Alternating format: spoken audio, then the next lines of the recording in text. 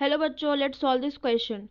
Consider a classroom that is roughly 8.21 meter into 10 meter into 3 meter. Initially temperature is 290 Kelvin and pressure is 1 atm. There are 50 people in the class, each losing energy to room at the average rate of 166 watt. Assume that the wall, ceiling, floor and furniture are perfectly insulated and do not absorb any heat.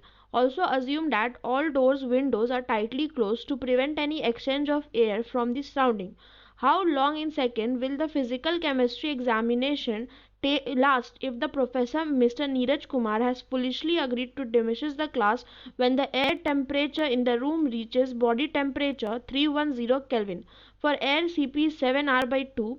R is given as 0.0821 in liter atm per Kelvin per mole, which is equal to 8.3 joule per Kelvin per mole.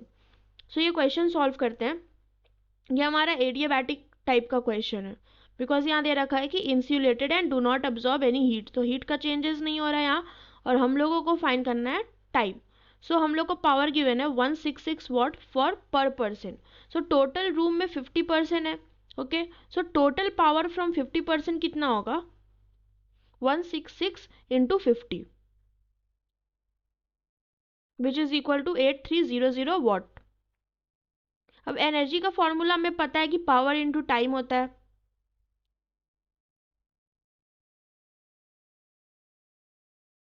और energy क्या होता है? N C p delta T.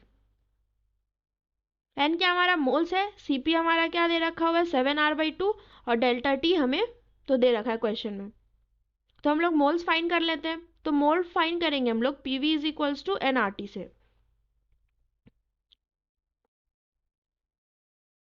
Pressure हमें दे रखा है 1 ATM. Okay, so volume भी हमें एटीएम में चाहिए होगा. तो वॉल्यूम हमें मीटर क्यूब में दे रखा है तो हमें लीटर में कन्वर्ट करना होगा. 8.31 इंटू 10 इंटू 3 मीटर क्यूब में, और 1 मीटर क्यूब कितना होता है? 10⁻³ लीटर. ओके, सो ये वाला वैल्यू जो है मीटर क्यूब में, और इसे हम मल्टीप्लाई कर देंगे 10⁻³ से. सो हमें लीटर में मिल जाएगा ये वैल्यू. और आर भी हम किस वैल्यू का रखेंगे? लीटर एटीएम वाला जो क्वेश्चन में दे रखा है. जूल पर केल्विन पर मोल वाला नहीं, लीटर एटीएम का वैल्यू है 0.0821. आप क्वेश्चन में देख भी सकते हैं, दे रखा है हमें 0.0821 इंटू टेम्परेचर कितना होगा 290. ओके, सो हमें मोल्स मिल जाएगा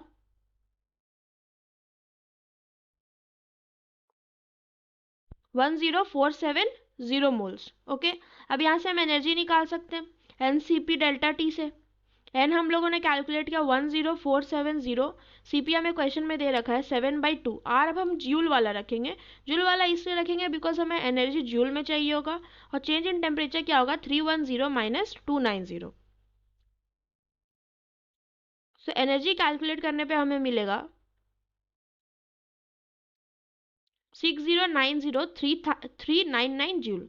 तो एनर्जी क्या होता है? पावर इंटू टाइम होता है. पावर हमें पता है, एनर्जी पता है, तो यहाँ से टाइम कैलकुलेट कर सकते हैं.